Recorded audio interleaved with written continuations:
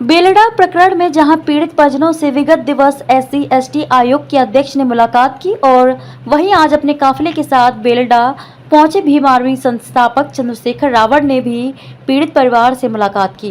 बेलडा गांव में कुछ दिन पहले दलित समाज के एक युवक की संदिग्ध परिस्थितियों में मौत हो गई थी, जिसमें पुलिस प्रशासन ने युवक की मौत को एक दुर्घटना बताया था, जबकि मृतक युवक के परिजनों में दलित समाज के लोगों ने अन्य समाज के युवक पर दलित युवक की हत्या का आरोप लगाया था, जिसके बाद गांव में बड़ा बवाल भी हुआ था।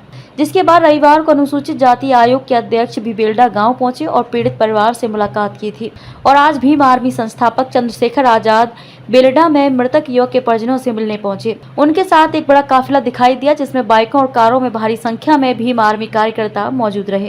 कार्यकर्ताओं ने जय भीम के नारे लगाकर मृतक युवक पंकज को इंसाफ दिलाने की मांग की। वहीं मौके पर व्यवस्था संभालने के लिए पुलिस बल भी मौजूद रहा। भीम आर्मी संस्थापक चंद्रशेखर आजाद ने कहा कि बेलडा गांव में जो घटनाक्रम हुआ वह बेहद गलत हुआ। जिनके साथ अन्याय हुआ है उन्हें न्याय दिलाने के बदले पूरी सरकार और प्रशासन अपराधियों को बचाने में लगी है। साथ ही उसके बाद जो कुछ हुआ उसमें भी दलित समाज को कुचलने का काम किया गया है। उन्होंने कहा कि भीम आर्मी इसे बिल्कुल बर्दाश्त नहीं करेगी। वे पीड़ित परिवारों से मिलने के बाद पुलिस प्रशासन से मुलाकात कर वार्ता करेंगे। अगर कोई निष्कर्ष नहीं निकलता तो आने वाले समय में महापंचायत की जाएगी। गांव लोगों से बनता है, गांव भाईचारे से बनता है, गांव एक दूसरे के सम्मान से बनता है। और जो यहाँ हुआ है, मेरे हाथ में जो कागज है वो इस बात की गवाही दे रही है कि जिनके साथ अन्याय हुआ, जिन्होंने अपना बेटा खो दिया, उनको न्याय दिलाने के बजाय पूरी सरकार और पूरा प्रशासन, पुलिस अपराधियों का समर्थन कर रही है। और जिस तरह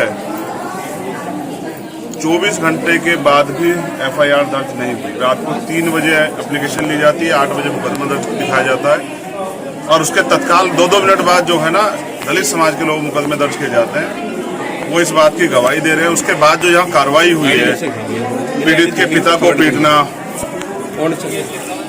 यहाँ गांव की महिलाओं को पीटना, बच्चों को पीटना, पुलिस के साथ जिन्होंने अपराध किया उनके समाज के लोग आके और ये दुर्घटना, इस समाज को, दलित समाज को डराने धमकाने और जो ये पलायन जैसा माहौल बना, ये उसकी पूरी जो है पटकथा ये पुलिस, सरकार और प्रशासन के और अपराधियों के सहयोग से रची गई। तो सर अभी मैं गांव के लोगों से मिलूंगा जिनके घर में नुकसान पहुंचाया गया है। पुलिस अगर कोई कार्रवाई करे तो भी समझ आता, लेकिन पुलिस के साथ अगर गांव के लोग अपराधी के आसपास के उसके रिश्तेदार के लोग और आम जनता के साथ मारपीट करे पुलिस के संरक्षण में, तो ये और भी खतरनाक है। दुख है कि यहाँ अच्छे अधिकारियों के होते भी पलायन जैसी स्थिति बनी और आज भी गांव के लोग यहाँ से बाहर है, गांव में ताले लगे हुए हैं। मैं भी उन परिवारों से मिलूंगा जिनका आर्थिक नुकसान हुआ है, जिन महिलाओं को पीटा गया उनसे मिलूंगा, जिनको छर्रे लगे हैं, पुलिस ने गोली चलाई, मैं उनसे मिलूंगा। फिर मैं गांव के लोगों से बात करूं, गांव के लोग वहाँ इकट्ठे हैं, फिर मैं यहाँ के अधिकारियों से मिलूंगा। और मैं ये मानता हूं कि अगर अधिकारी सही आश्वासन नहीं देते, इस पूरे जो ये दर्द तकलीफ हुई है, जो अन्याय, उसकी कमान हम लोग अपने हाथ में लेके इस परिवार को न्याय दिलाने का काम करेंगे और जो जिन्होंने पुलिस के साथ मिलकर अपराध किया उनको भी चिन्हित करके सजा दिलाने का काम करेंगे। और इसके लिए अगर करना पड़ा आंदोलन भी करेंगे, कोई पंचायत बुलानी पंचायत भी करेंगे, और अगर जो लोग पलायन करेंगे उनको वापस लाने के लिए हमें उनको हर तरह से जो है विश्वास दिलाना पड़ा, वो सब काम भी हम लोग करेंगे। गांव का माहौल सामान्य बना रहे, जिन्होंने अपराध किया उनको कार्रवाई। इस तरह से पुलिस ने एक्शन किया और पुलिस की मौजूदगी में, पुलिस के बीच में, ये गांव है, सामान्य गांव, इसमें किस घर से पत्थर आ रहा है, कौन चला रहा है, ये भी नहीं पता। जब अपराधी को बचाने के लिए 24 घंटे का मुकदमा दर्ज ना, तो आप ये समझ लो कि अपराधियों को बचाने के लिए समाज के लोग हैं जिन्होंने इस हत्याकांड को अंजाम दिया, जिन्होंने, और इसमें पुलिस का रोल भी कम नहीं। जब पुलिस के सीनियर अधिकारी ये स्टेटमेंट देने लग जाएं बिना किसी बातचीत के, बिना किसी जांच के, इन्वेस्टिगेशन के कि ये दुर्घटना है, ये हत्या नहीं है, तो वो माहौल को आक्रोशित करने का काम करते हैं। सब लोगों ने मिलकर, कई अधिकारी जो CO लेवल के अधिकारी, उनका रवैया, उनका व्यवहार अच्छा नहीं रहा। और जिस तरह से स्पेशली एक समाज को टारगेट करके और इतने मुकदमे लादे गए हैं कि वो समाज जो पढ़े लिखे नौजवान जो यहाँ थे भी नहीं, जो कई काम करे थे, उन पे भी जो मुकदमे लादे, वो इस बात का प्रमाण है कि ये सोची समझी साजिश है और इसमें ताकतवर लोग, राजनीतिक सत्ता जिनके पास है वो लोग, और प्रशासन के वो लोग जिन्होंने घूस खाई है, पुलिस के वो लोग वो शामिल है।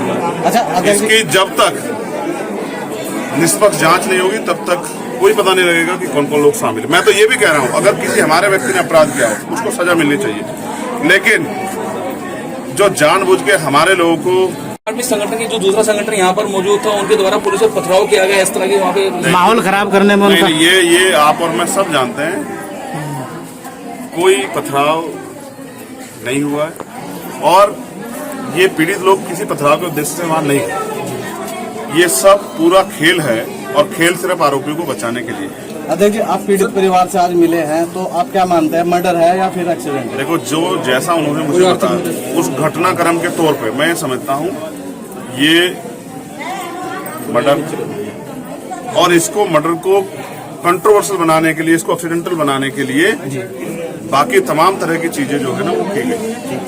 दूसरी बात, बहुत लोगों का आर्थिक नुकसान हुआ। जब तक मैं देख ना लूं, जिन महिलाओं को चोट लगी उनसे मिल ना लूं, तो मुझे भी शांति नहीं मिलेगी और मैं आप लोगों से कुछ कह भी नहीं पाऊंगा। मगर इस परिवार व्यक्तिगत रूप में मैंने कहा कि आज तो पुलिस की मौजूदगी में हत्या हो जाती है, कोर्ट रूम में हत्या हो जाती है, संरक्षण हो जाए, एक समाज पे चार मुकदमों के रूप में सैकड़ों लोगों को मुकदमों में जोड़ दिया जाए, तो स्पष्ट है कि पूरा दमन एक सुचारू है। भारत में बहुत कम देखा जाता है प्लान जैसी स्थिति बने, यहाँ हरिद्वार में प्लान जैसी स्थिति जो बनी हुई है, इसके लिए मैं यहाँ के प्रशासन से कहना चाहता हूँ कि उनको पहल करनी चाहिए थी।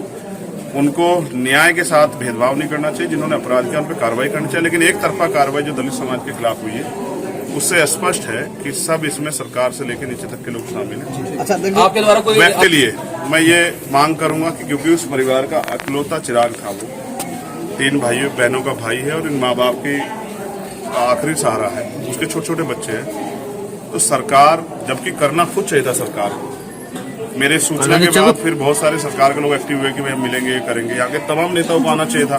क्या उनको दलितों की वोट नहीं चाहिए?